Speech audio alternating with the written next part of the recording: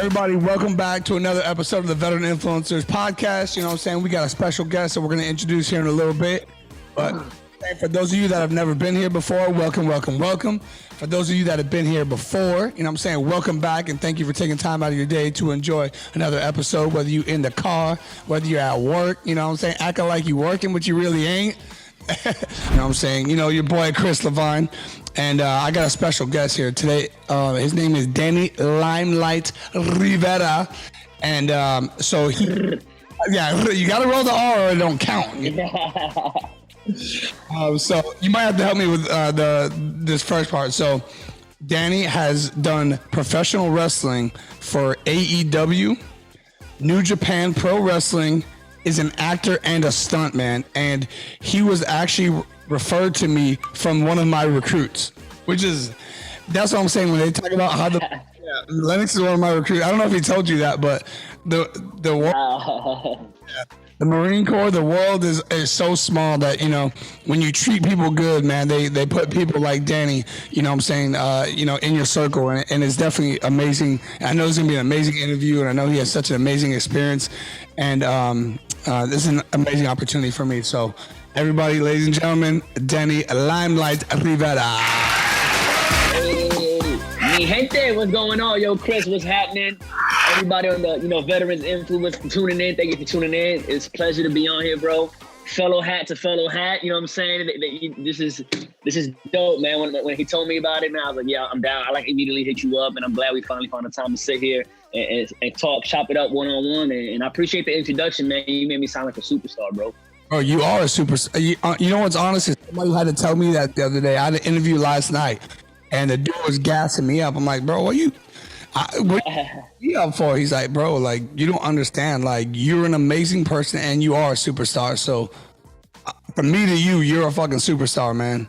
I appreciate that, bro. I'm just trying to set the example, Absolutely, man. You definitely make me push it. I'm like, man, this dude's a pro wrestler. He was a Marine, and a stuntman, and an actor. I saw like somebody mention something about a new video that you might be in. We can kind of get to that a little bit later. Yeah. I was like, yo, is there anything this dude doesn't do? keep a girl, apparently. Yeah. Ooh.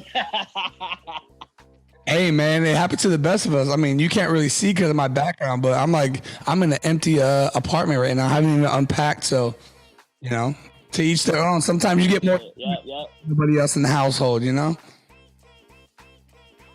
Oh, that's right. But yeah, man. So like I said, you're not only were you professional wrestler, stuntman, actor, but you were also a prior Marine.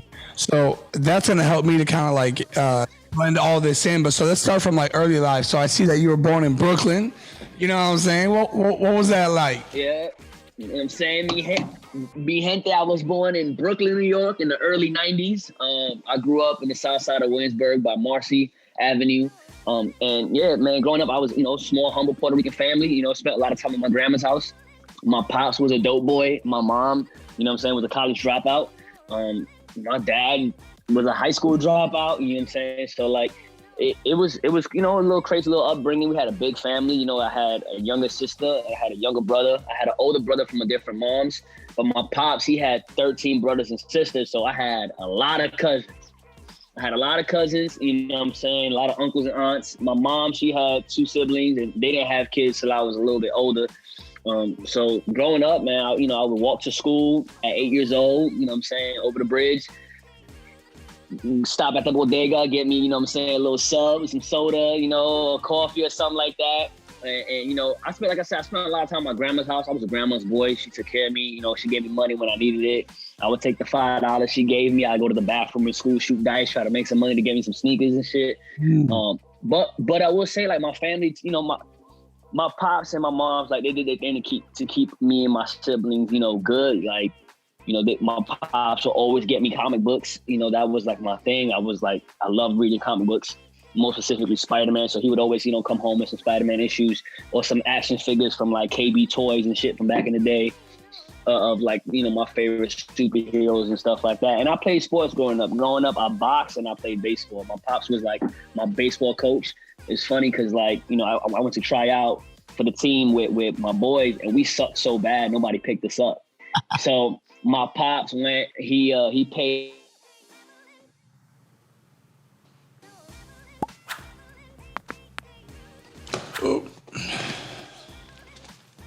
Oh, froze a little bit. No, so I spent my son. Okay.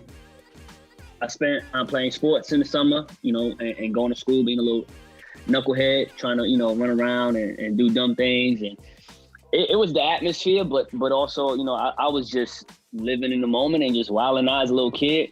I got kicked out of 2 high schools, so there went my baseball scholarship. Like, nobody wanted me to play when I was a senior. So, my plan of being shortstop for the Yankees kind of fell flat.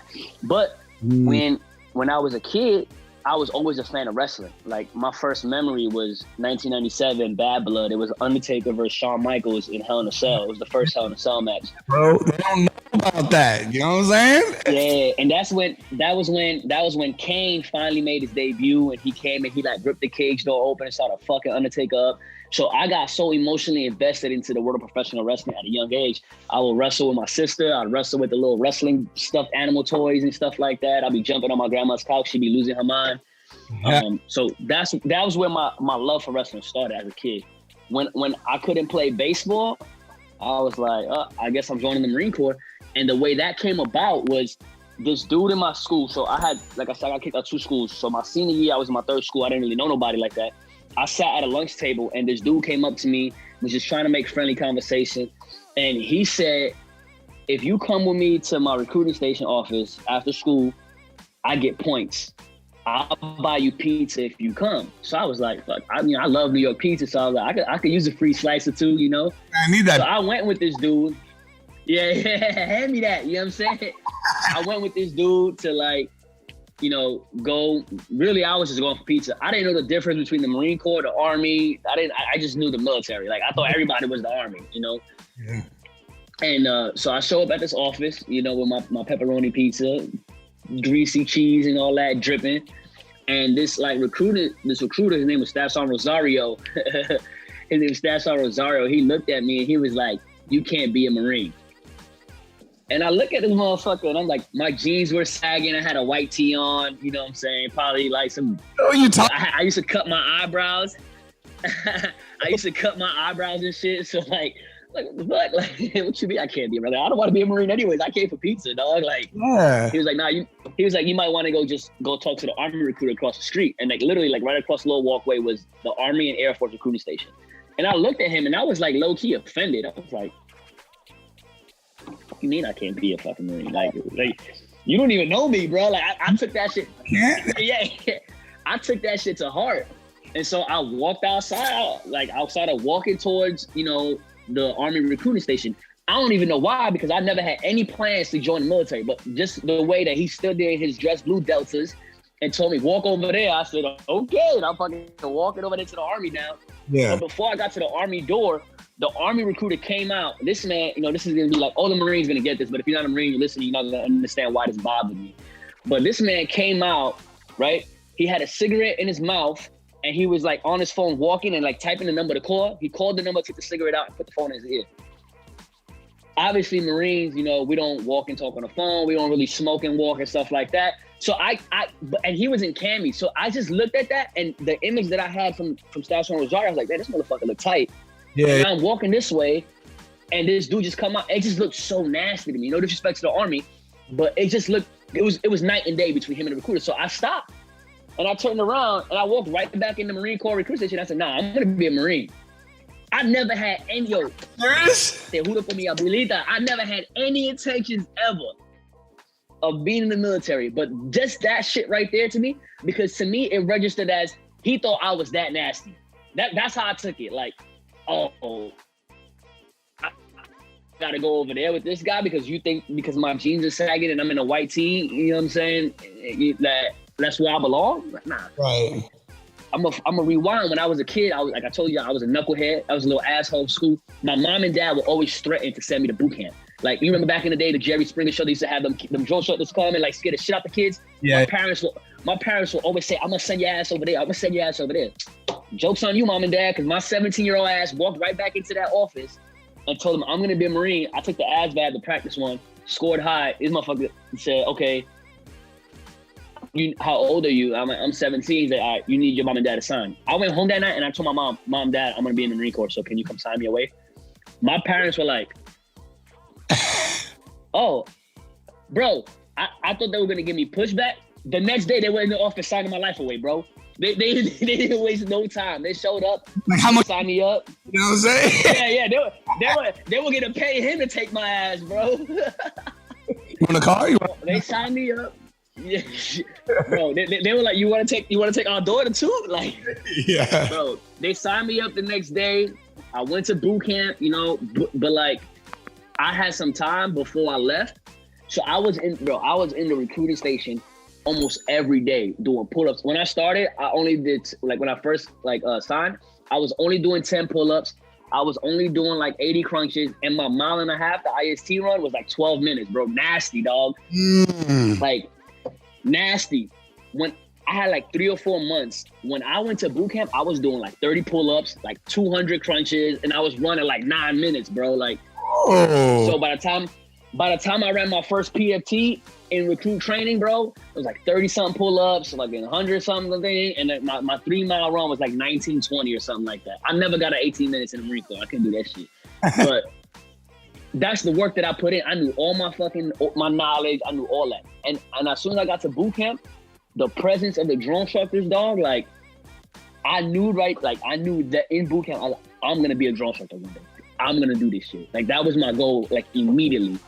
I didn't know how it was gonna happen, but I knew that that's what I was gonna do. You know, I ended up, you know, becoming supply. My first duty station was in Okinawa, Japan. I went to Japan. You know, I deployed with 31st MU, went all over Thailand, Cambodia, Malaysia, the Philippines, Australia. Did the Operation Tamagotchi. Like, I had a good time in Japan, and then I came to Cali. You know what I'm saying? And then I got in trouble in the Marine Corps. I got NJP, busted down from corporal to lance. 1 year from my EAS. Bro, and you know what's crazy? They took my black belt and made me a tan belt, right? So 1 year to my EAS, I was about to be a sergeant. I got bust down the lance for a speeding ticket that I beat in court, but they NJP'd me before my court date. So I got NJP'd. I'm like a year out from my fucking EAS. So I'm like, I guess I'm done, you know? Like, turns out I ended up meeting my daughter's mom. She got pregnant, and I was like I didn't have no money saved because I was wilding out in the club, spending money on dumb shit. I had a brand new Camaro, fucking like wilding, you know, like the red, bro. I had Bumblebee, bro. I had the Transformers model fucking Camaro, dog. Bro, I was stunting. I was stunting, dog. I was stunting. So I was like, damn, I need to grind. Like, when I found out she was pregnant, it was August. My EAS was October. Right. I got denied re-enlistment already. So I'm like, I got 3 months to figure shit out. Like, I had a part-time job at a jewelry store. So I started selling jewelry part-time. Started doing that. And I went to my career planner one day and I'm like, yo, like, what do I gotta do to stay in the Marine Corps? And, you know, they ended up, because I like had beat the case in court and they NJP'd before it, they did like this whole, I had to like write a letter to the board. My Sergeant Major Young, the guy, him and Lieutenant Colonel Fitzgerald, they NJP'd me at the battalion level. Right. But because of everything that happened, they kind of like, you know, gave me the paperwork that I needed, kind of put me in the right track, because I wouldn't say they fucked up, but like, they kind of felt like shit. Like, we kind of jumped the gun on this one, because I told them that I was going to beat the case. Like, I told them I was good. Like, it didn't happen that way, but they didn't hesitate. Fast forward, I end up sending the paperwork up, bro, and tell you, in 3 months, bro, I started busting my ass. I got approved for a 6-month extension. In those 6 months, bro, I went from Lance Corporal to Corporal. I won Marine of the Quarter. Like, I started, like, I went through the McNabb program again. I became a martial arts instructor. I started training Marines, you know. Shit, man, I started busting my ass. Finally, you know, after the extension, they resubmitted me for UDP, not a UDP. I can't remember the terminology. It's like career plan to talk about, for like to get my shit looked at again for re-enlistment. Oh, damn, I forgot. I know what you're talking about. QRP, QRP, Quality Re-enlistment Program is what it was called. Okay. A quality retention program, something like that shows that this Marine had made like a comeback or whatever. Right. So from the year mark that I got NJP out, a year and 2 months from the date that I got NJP, I went from lance corporal to sergeant. And I went back from tan belt to black belt, but this time I was an instructor. And I was running the McMat program for the battalion. I was like busting my ass. And, you know, my daughter was born, beautiful little girl, on April 20th, 2014. Her name was Khaleesi Corinne Rivera. We named her after Game of Thrones. You know what I'm saying? That's my little queen. And bro, and the grind didn't stop, man. You know, I ended up getting stationed with the Amtrackers at AAS Battalion. So Yaz, you know what I'm saying? We was over there doing the Yaz thing for a little bit. I was, you know, teaching Lance Corporal seminars, just grinding, bro. And then I finally got orders to the drill field. Mind you, I had got denied DI and recruiting like so many times. I tried going as a corporal. I tried going as a brand new sergeant. Like they kept telling me no. My tattoos, my NJPs, my 6105s, like all this negative paperwork that I had gotten, because I wasn't like, on paper, I was like poster boy. You know what I'm saying? In uniform, I looked like a poster boy. But like I did dumb shit. You know, like I was in the barracks wilding out. I was, you know, I was young and dumb. You know, immature and shit. Right. So did all that, you know, but I'm gonna pause the Marine Corps story because in the end of 2014, I was in Target with my daughter. You know what I'm saying? And this is crazy. She was 4 months old, sitting in a little cart. Yeah. And I stopped in the Blu-ray aisle because I'm a huge fan of Denzel Washington. So I buy all of Denzel's movies. So I'm looking for, you know, the new Denzel movie. And my daughter, she smacks these DVDs and like the shit falls. And I didn't want to be that parent in Target that like leaves the shit and like walks. So I start picking. Oh, that pisses me off. Doesn't that get you mad? Doesn't it get you mad? That shit makes me so mad. It was you that. Like, you better tell that. Yeah, like, tell that little dude to pick that shit up. So I start picking the movies up. And one of the movies was The Rock's top 10 greatest matches. Oh, wow. Like, The Rock was my favorite as a kid. I was like super into his promos, his catchphrases, you know. He was the man to me. Yeah, marketing. I'm picking up and I saw it and it was like, it was like $10. Like, so I was like, you know what? I want some nostalgia. I'll go home, watch The Rock, you know, 10 matches, whatever. You know, I thought it was cool. Yeah. So I put it in the basket, I go home, I take my daughter. I sit my daughter on the couch in a little bopper. I give her a bottle. I put The Rock on. Me and my daughter sitting there watching WWE, The Rock. And she's sitting there like this with the bottle and just watching. Her mom walks into the living room. She's like, what do you have my daughter watching? And I was like, The Rock. She's watching The Rock. We're watching The Rock. And then she was like, why is she watching that? She's like, you know, to her, she had never really watched it. So I was like, you know what? I think it'll be a cool little date night to go see wrestling, you know, like. Yeah. I didn't know about independent wrestling. I didn't know about all these other companies. All I knew was WWF from back in the day. That's all right. I looked online, bro, and the next week WWE was coming to San Diego. Like, bro, it was crazy. So I was like, this is like too good to be true. Right. I bought 2 tickets. We got a babysitter. Me and her mom. We went to go see wrestling. Yeah. At the time, like the main event was like the Shield, which is like Seth Rollins and Roman Reigns versus like Randy Orton and Kane or something like that in like a tables match. It was a fun night, you know. And I ended up running into somebody that I knew in the Marine Corps. His name was he was Corporal Phillips.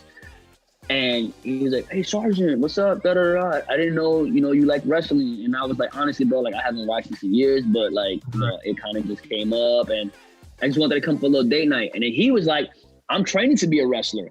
And I laughed. I just started laughing. I was like, what? Like, how, like you're training to do this? Like, how do you do that? Because to me, it was like, I knew I wanted to be a wrestler as a kid. I knew I wanted to act, but I didn't know how to do it. I was just some Puerto Rican kid from New York. Like, we don't just have those dreams like that, you know? Right. And I thought it was like the NBA or the NFL where you got to be scouted and drafted. Like, I didn't know how it worked. And he told me he was training to be a pro wrestler. So I looked at my daughter's mom and she looked at me and she just gave me the look like she knew that I was going to want to do it. But she was like, why? You know what I'm saying? Right. So I was like, yes, send me the information. I'd like to come get out kind of deal. So I ended up showing up to this place. There was a wrestling ring there and people were training. And you know, I never mentioned the school that I trained at because they kind of kicked me out of their school and was like, you're never going to wrestle again. Like, they kind of did that to me. Like, you never wrestle again. You never be nobody in this business, yada, yada, yada. Like, they shitting on me. So I never give them any clout anymore. Yeah, that motherfucker eating his words right now, though. Nice. So So I was sitting there watching these guys train, and I'm looking at them, and I'm like, I know I'm more athletic than them. I know I look better than them. Like, I know I can do this. If they can do it, I know I can do it. So I talked to the guy, and he's like, oh, no, you're kind of small to be a wrestler. You're this, you're that. Like, just like shitting on me from the jump. And I was like, you gonna take my money or what? Like, yeah, what's going on here? Yeah. So he ended up saying, all right, he took my bread. I went home, and I told my daughter, I'm like, I'm going to start training to be a wrestler. 3 months into training, I had my first match. I started wrestling, and yo, it was crazy because when I first started, yeah, bro, 3 months, dog. That's how fast I caught on. Like, that's how fast it was for me. Damn. But I was only getting paid like $20 to wrestle. Like, that shit didn't even cover the gas in the Camaro. You feel me? Like, yeah, I'm driving. I'm like, it wasn't enough. And so at the time, I was still juggling the Marine Corps, and I was only wrestling once a month on a Saturday. And I was like, I need to make more money from this because I'm paying this much amount of dollars to train. Yeah, I'm negative right now, like, and my daughter's mom, she ain't gonna be having that shit if I ain't making no money from this. Like, like it just, she was like supporting me because she's like, okay, go ahead, go chase your little dream from a kid.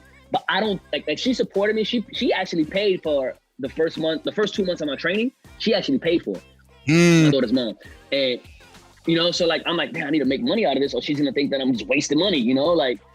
And so, like, I believe she supported me, but I don't think in her mind that she ever expected it to get to this point. You know what I'm saying? Like it just felt like she was like, yeah, go ahead, have fun, because, we were a couple, and like, we were married actually. That's my daughter. She wanted to say, go have fun, In her mind, she's probably like, if he's in the ring, he's out the streets. That's probably what she was thinking. You know what I'm saying?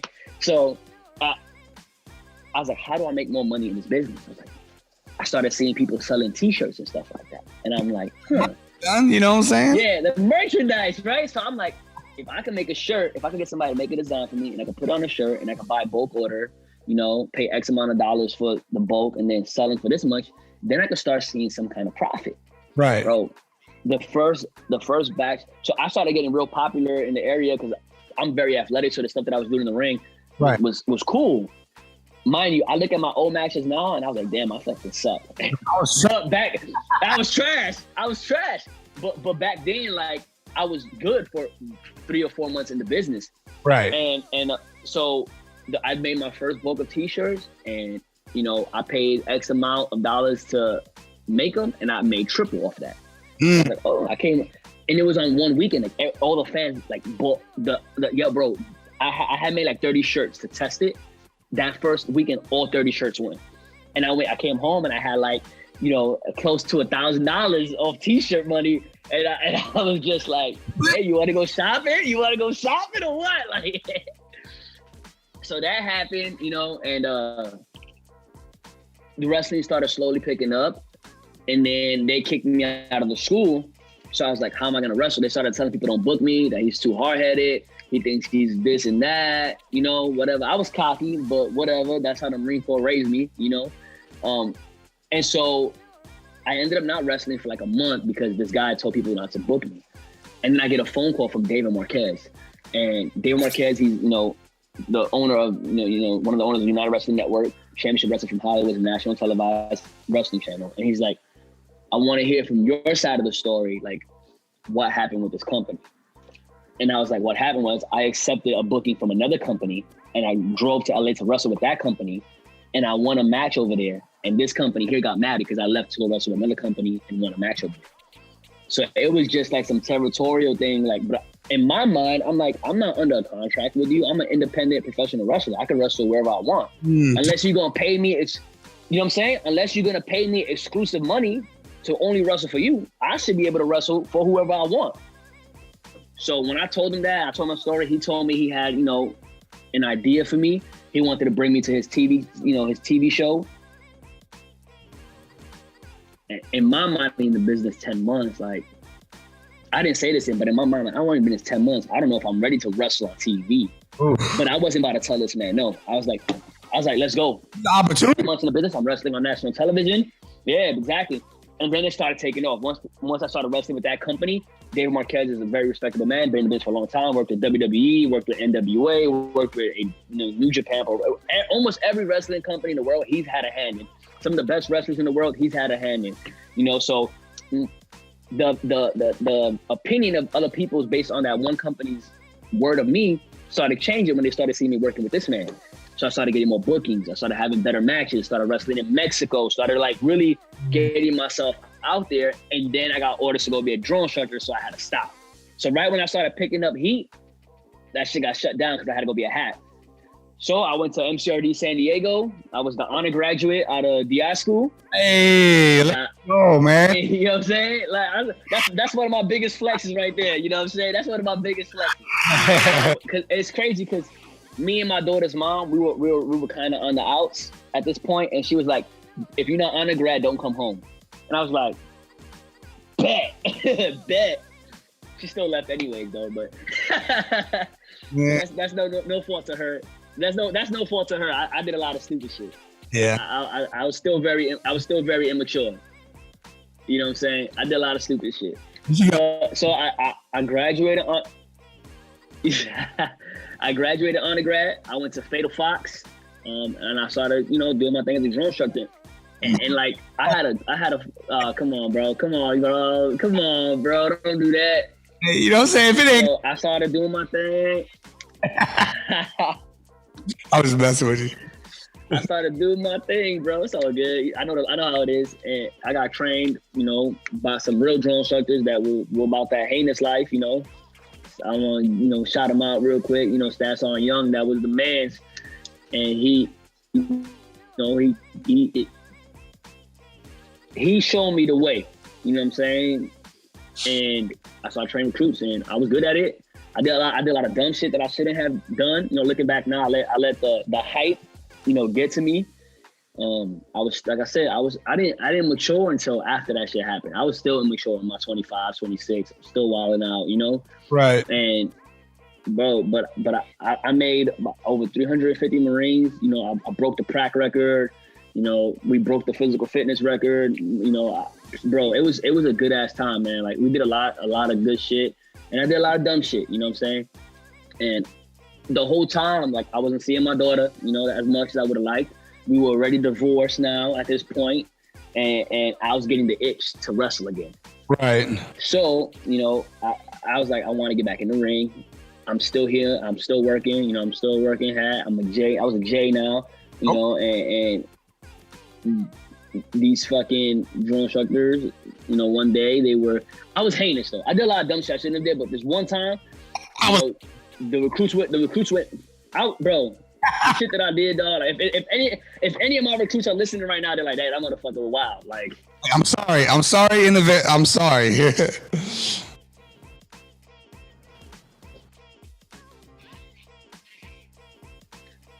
Sorry, but like hits. I was J on duty. These fucking recruits are eating their child. I got drone instructors huddled up playing fucking Clash of Clans and shit like that. Like, what the fuck's going on, right? So I'm like, yo, gentlemen, like, what are we doing? Clash of Clans. Oh, Jay, they get 20 minutes to eat. Hey, Jay, they get 20 minutes to eat child and shit. You know what I'm saying? Like, nah, man, fuck that. Like, the fuck. Yo, so I sent them away. They went to the Target shed, take a little waddy nap. And I started counting these bitches down. Like, yo, I'm all fucking, what are we doing? Hurry up. Like, started counting them down and shit. I was like, all right, y'all don't throw that shit to the center. Chug your Gatorades now. Boom. And obviously that's against, the recruit training order. Yeah. This series commander comes down as they're fucking finishing their Gatorade, and one recruit's like, "Sir, this recruit feel like he didn't eat. Have long enough time to eat, sir." And I was just like, fuck. So one of the recruits ended up telling the series commander that I fucking counted them down. They sent me home. The next day, the first one, that night, the first one texted me, like, "Hey, come see me in the morning." And in my head, I knew at this point I had got switched to golf company because they needed a J. Okay. But I knew Fox Company was picking up in 2 weeks and it needed a senior. So I'm like, oh, he's telling me I'm gonna go to Fox Company again to be a senior now. So I'm thinking I'm getting promoted and shit, right? I show up to First Sergeant. I show up to First Sergeant's office, and this motherfucker was like, "Give me the belt, give me the cover, go see Sergeant Major." And I was like, ooh, and we were up north on Pendleton. I had to drive all the way down to MCRD. So I get to Sergeant Major's office like at 09-ish. Bro, this motherfucker had me sitting outside from 9 to 1400. And he was like, "Oh, what's up, Rivera? What you need? Come in." You motherfucker, you know why I'm here, dog. Why you fronting? Like, you know what I'm saying? What you mean what I need, bro? I've been sitting outside your office for like 6 hours, B. So, yeah. So I fucking walked in there, bro, and he's like, oh yeah, you're gonna be sat down, you have to recruit, yada, yada, yada. We're gonna figure this out, pending investigation. Boom, boom, boom. Bro, hats were alligating, bro. The hats that I sent away, they alligated. Oh yeah, he counted them down. He only gave them like 500 seconds. Plus all the recruits that weren't in my platoon were snitching on me too.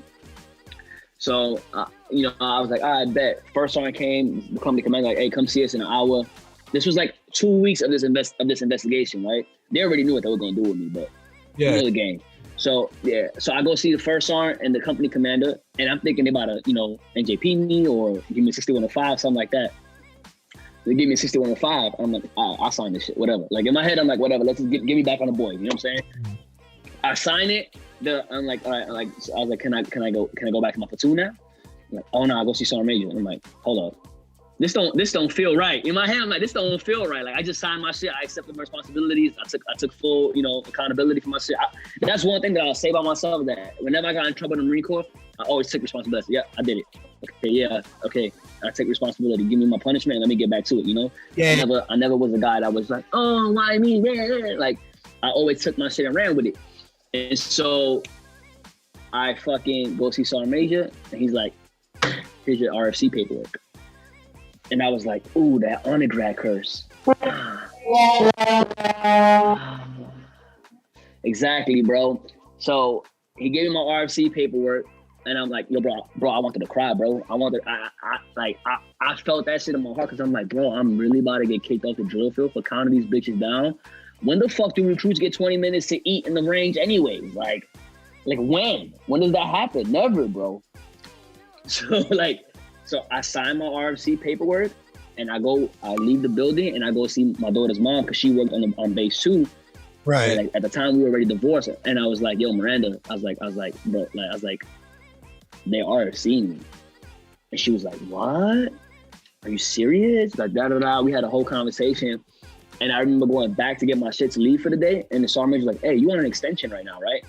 I had to extend to go be a drone instructor. And I'm like, yeah. He's like, oh, yeah, we're going to have to terminate that. You're probably going to be EAS in a month. And I was like, that doesn't sound right. Like, I was like, sergeant major, you trying to kick me out of the Marine Corps now? Like I've already accepted responsibility. Now you guys gave me the 6105. On top of that, you guys RFC me. Now you want to kick me out? Like, what's going on? Like, he's like, I gotta look into it. Bro, I didn't sleep that night. I fucking was looking online, reading orders and shit, trying to find my stuff. I went to go see the career plan the next day.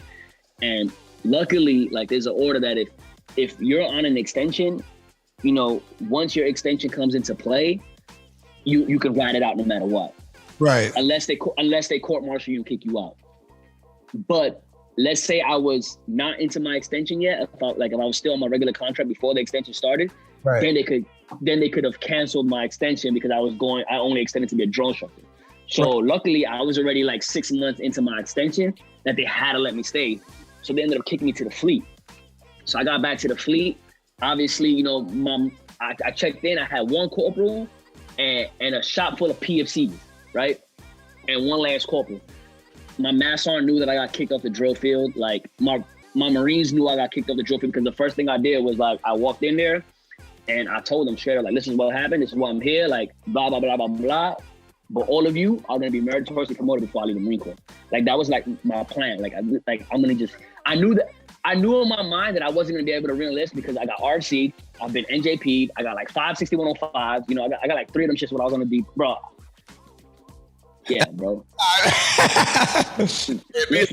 Bro, I got 6105 for tattoos, I got 6105 for speeding, I got 6105 for fucking the shit with the recruits, I got 6105 for the other time I got sat down as I had, bro, it's... What year were you at? What year did you go down there? I went to DI school September of 2016, and so I started my first cycle in January of 2017. So yeah, exactly. Shit was already soft. Yeah. So then, I sat my master. I'm like, look, if I could stay in the Marine Corps, my plan is to go back to the drill field. I had set up I had set up you know how DI school, they do the case studies and shit? Right. I set up my own case study on myself with the DI school, you know, first sergeant. And I called them and I said, I know you guys do case studies, you know what I'm saying? I was like, I want to come to your school in the next class and I want to tell my story as a case study. So that the new drone instructors could learn from my shit. You know what I'm saying? He's like, bet. I ended up going the next month. I sat down, humbled as fuck in front of like fucking all these sergeants and staff sergeants. And I told him, I was like, look, I was the honor graduate. My GPA was a 97.9. You know what I'm saying? I did this. I was not Dan Daly. I was the Gunny Nick, who was like the best new drill instructor battalion, best new drill instructor company. I broke this record, got this meritorious match, got this CERTCOM. And none of that shit mattered as soon as I counted on these fucking recruits and they fucking, you know what I'm saying? Like, so I told my story to the thing. The first sergeant wrote me like a letter of recommendation kind of deal. I went back to my section and I started grinding my Marines. Bro, I had this one female Marine, her name was PFC Quiles. She went from PFC to meritorious sergeant in a year and a half. She won every fucking board, bro. I was slaying her and I was slaying this other one, Corporal Temesi. Bro, they won, both of them. He and her, they won meritorious. He was meritorious sergeant. I got him to meritorious sergeant and I got her from PFC, meritorious lance, meritorious corporal, meritorious sergeant. She was NCO of the quarter, NCO of the regiment, NCO of the installation, NCO of the West Coast. He was the fucking NCO of the West. Like, bro, like my Marines were killing it. Then my other two little PFCs that came in after, meritorious lance, meritorious corporal. I was getting all these fucking kids promoted and all I was doing was treating them not like recruits, but I took it back to the basics with them. So we fucking PT'd every day. We did cadence run. We drilled on Thursdays. We did drill. We did practice boards, knowledge boards. Like, I was slave driving these recruits. And on top of that, they were so on top of their supply shit, I ain't have to do shit, bro. It got to the point that I started leaving for like weeks to go teach corporal's course and teach lance corporal seminars. So I was doing that for the battalion. I was teaching my Marines and I was like bouncing on, teaching McMap, like teaching the Navy corpsman McMap and shit like that, like straight grinding. But I had the itch for wrestling, so I started wrestling again. I started wrestling and shit like that. And then I went back to Mexico to wrestle for AAA, which is like it's like the biggest Mexican like lucha libre company. Okay. The fucking school that kicked me out saw me wrestling for AAA. This motherfucker sent the Marine Corps, like he emailed the general on MCRD, my old general. I don't know how he got the information. A picture of me in my boxers, right? Like a little thirst trap photo I had put, right? What? Thirst trap? And a picture of me wrestling in Mexico to the general. You know, as Marines, we ain't supposed to be in Mexico, right? So the general hit the colonel up, who hit the sergeant major up. They call me in there. They're like, "Were you in Mexico?" And I'm like, "If you asking me this question, you already know the answer, right?" So I was like, "Yeah, I was like, yeah, I'm in Mexico wrestling. I was wrestling for AAA." But my battalion had already knew that I was wrestling again. Like, I let them know, like, "Hey, I'm a professional wrestler. This is what I'm doing." But they didn't know I was wrestling in Mexico. Right. So they're like, "All right, well, you know you're not supposed to be there, right?" So I'm like, "Yeah, I take responsibility for that." They're like, give me my 6105. They're like, "We're not gonna give you 6105. We're gonna give you a nip lock. Don't do it again." So they gave me a nip lock. They kind of saved me. So I started teaching. You know, they took care of me of that one. I kept fucking, you know, good leadership. There's some good leadership out there. I kept teaching corporal's course, and I think the reason why they kind of like let it rock was because everything that I had already done since I came back from the depot. Like, they knew that I got kicked off the drill field, so I think they were kind of expecting a staff sergeant to not give a fuck anymore. When I started teaching fucking all of their Marines corporal's course and, you know, like running all these seminars and stuff like that, and the colonel was coming out to my MAC classes, and all my Marines were getting meritorious and promoted, they were like, "All right, this motherfucker like is doing his thing, so like let's just bow and keep it pushing." Yeah. So, but then, you know, I taught this one corpus course class, and I don't know what happened to the backbone of the Marine Corps, but these motherfuckers were like worse than my recruits. Like, they were worse than my recruits. And one of them in my class was my roommate, and we were just roommates. Like, yeah, I was just renting out a room to her, and she ended up being in my corpus course class. But we kept it professional. Like, I wasn't like giving her answers or nothing like that, because it wasn't that deep. You know what I'm saying? Like, it's not that deep to me. Yeah. I hated all those motherfuckers equally. You know what I'm saying? So whatever. But I'm like, I was training them hard. Like they were like learning. Like they came in nasty, and by the time the 3 weeks was almost over, like they were better. Right. One of the corporals that I blasted them one day because they were like 25 minutes late or something. It was like over 25 minutes late, and I should have dropped her ass. Right. But I was like, you know what? It's like 1 week to graduation. Like, I'm not trying to fuck you over or like fuck it. You know, your command, your section sent you over here for 2-3 weeks, and you're here in 2 weeks, and I kick you out. Like, you just wasted 2 weeks of that time. It's just, I didn't want to do that to the Marine. So right. I'm not gonna lie, I fucking blasted them fucking recruit style. You know what I'm saying? Like, I kind of snapped. Overboard. I don't give a fuck. I'm not sorry for it because I saved her by not fucking kicking her off. You know what I'm saying? But I kind of like, the veins was there, the spit was coming out. I didn't mean no disrespect, but like I was tight, like I was heated.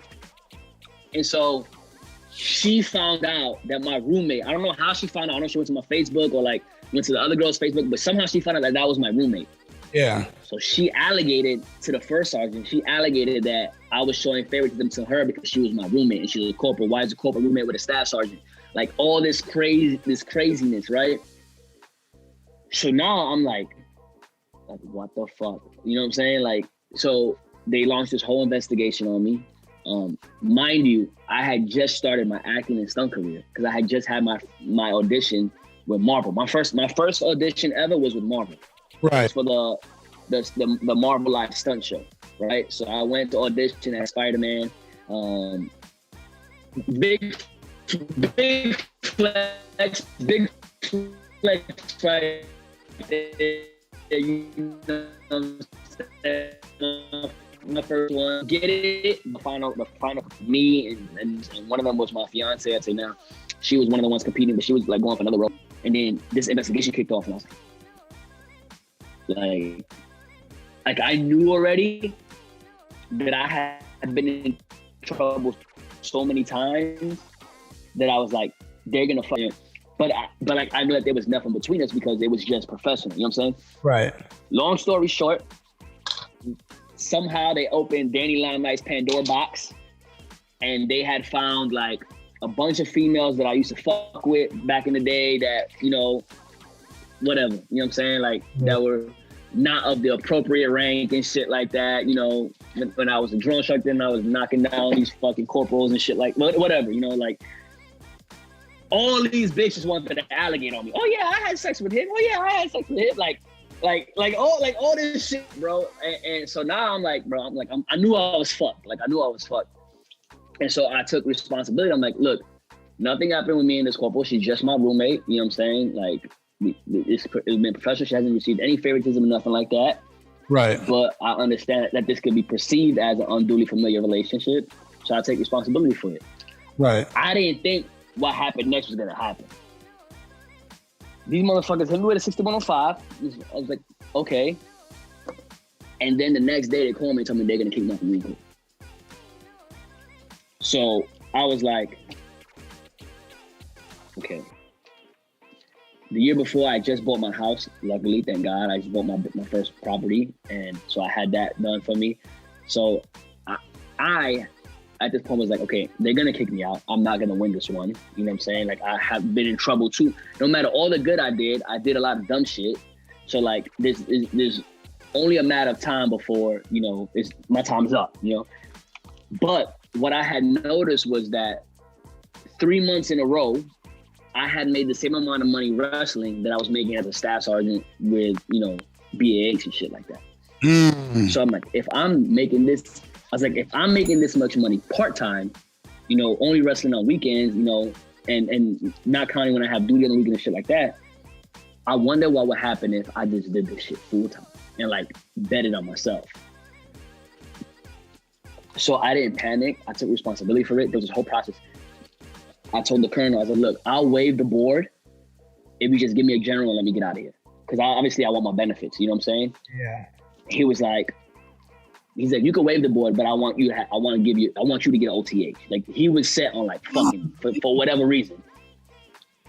So I was like, gloves off. You want to fucking fight this shit? Bet. Let's fucking have a fucking case then. So I started fucking reading orders. I started looking up shit, like I started like really like putting the energy that I was putting into my Marines to get them promoted. Just did this shit for me. Yeah. And so I talked to the lawyer, the attorney, and shit like that. They telling me all this stuff. They're like, hey, give me any paperwork you did. I was like, you want any good paperwork that I got in the Marine Corps? Here's a fucking binder this big with like nothing but CertCons and shit like that. They started scanning all my CertCons, meritorious mass, promotions, all this shit that I did. You know, fucking battalion color sergeant, fucking like, bro, any billet that was like of noteworthy in the Marine Corps that you could have, like I had this shit. You know what I'm saying? Yeah. They scanned all of that. Plus, on top of that, I was a volunteer youth sports coach for 4 years, right? I had just got my OVSM. I like fucking taught kids sports for like 4 years, thousands of hours on volunteer services. I did everything that I could do, bro. Aside from maturing up and doing the right thing when nobody was watching kind of deal. You know what I'm saying? And so I ended up fighting it, and the colonel was like, he wrote his recommendation, OTH. I had just broke up with my ex-fiance, and they got her to testify against me too, right? I don't know why, but she wanted to like fuck me over after she already had fucked me over. So they told me that when the board comes, she was gonna be on the stand. This woman had like fucked my life up, and I didn't want to see her, right? And I was still like, literally, it was like 2 months after she had broke up with me and left me for somebody else and shit, that this shit happened. Right. And I was like, I was like, emotionally, I wasn't ready to see her face. So I called my lawyer, and I was like, just say I'm not showing up to the board. Tell them I'll take whatever they're gonna give me. I don't care no more. They're like, why? We're gonna lose this case. Blah blah blah blah. I'm like, I don't want to see my ex. Like, I don't want to see her. All the shit these other girls are saying, yes, I fucking fucked around with these girls. Obviously, all of it was consensual. They were all with the shits until I didn't wipe them up. You know what I'm saying? Like, sure, I know that's frowned upon. I take responsibility for that. I take responsibility for this. Take it, like, whatever. Like, just give my shit. I'm gonna go fucking be a professional wrestler and an actor. I don't fucking need the Marine Corps anymore. I feel like I've outgrown this shit. This motherfucker was like, no, you gotta show up. Like, cause he didn't want to fucking lose the case or whatever. Yeah. I was like, I'm not showing up. So give me my OTH. Let me get the fuck out of here and focus on my next part of my life. I got a daughter I got to worry about. Like, I'm not dealing with this Marine Corps drama shit no more. Bro, I don't know if it was by the grace of God or the fact that I'm genuinely a good person, but when my fucking package hit the big general's fucking desk, he's like, why are you guys trying to give this Marine OTH? Bro, I ended up not showing up to the board and still got a general and all my benefits. Bro, I just want to thank everybody for absolutely nothing. Yo, So I ended up, bro, I went back to see my Marines, and I was like, yo, everything that I taught you in this year and a half, that all of you motherfuckers got meritoriously promoted off of, I was like, just keep doing it. Keep doing everything I taught you, and when you get Marines, do the same thing with them, and I promise you shit will just be so easy for you. Bro, I walked up the Marine Corps, October of 2019, October 3rd to be exact. October 26th, I booked my first movie role as a stuntman in John Morrison's film. I did all the stunts in that movie. November 2nd, I had my first tryout with New Japan Pro Wrestling, and it was the only tryout I needed because they picked me up right there. I fucking rolled in. I got my daughter an agent. Me and my daughter got agents. January of 2020, my daughter booked her first national commercial. Then my daughter went and she booked 3 short films. Then I started writing films. I started directing films. I started producing my own films. Then the pandemic hit, and I thought everything was gonna be fucked. And then I got called by New Japan to come wrestle. Then I got called by Championship Wrestling Hollywood Wrestle. Then I got called by United Wrestling Network to wrestle for pay-per-view. Then I started fucking grinding even more. And then I got the call from AEW. And then after that, I booked my first national commercial. And then I fucking had a national commercial. And then my daughter booked her second national commercial. And then last week, I just booked my first movie. 1 year out of the Marine Corps, dog, bro, I never, ever, ever, ever had to do anything again in my life. Except what I'm doing right now, bro. And honestly, man, like, just hearing this story, I know it's going to resonate to people because I know a lot of people, including myself, where, you know, they don't want to take that much of a risk to get out because they're scared that they're not going to be able to, you know, it's safe to be in, you know. Yeah, because it's a guaranteed paycheck. But let me tell you something, like, the amount of work that we put in as Marines for the Marine Corps And don't listen. I'm not shitting on the Marine Corps. I'm super grateful for the Marine Corps and what it did for me. It took me out of the streets of Brooklyn, bro. I had no future. I don't know what I'd be doing right now if it wasn't for the Marine Corps. So I'm not shitting on the Marine Corps. What I don't like is that it institutionalizes people to be so brainwashed that they think that they need the Marine Corps. Like they think they can't be successful. But there are so many people in this world who don't even know how to put in half the work. So as a Marine, you already built different than these people. So it's so easy for you to succeed in the world if you bet on yourself. Bro, I took a bet on myself, dog. I haven't let a female get in the way. I haven't let anybody else's opinion get in the way. And I just fucking genuinely authentic to who I am, follow my dreams, grinded so fucking hard. I have made more money this year than I've ever made in the Marine Corps. Like, ever, bro. And like, my condo that I bought, that's just a rental property now. I got somebody renting that shit out. I'm basically living in hotels now, dog. I'm literally so blessed to be doing what I love. And on top of that, my daughter's doing it with me. You know what I'm saying? My new rule is if you're not making more money than my daughter, I can't date you. Like, that's a fact.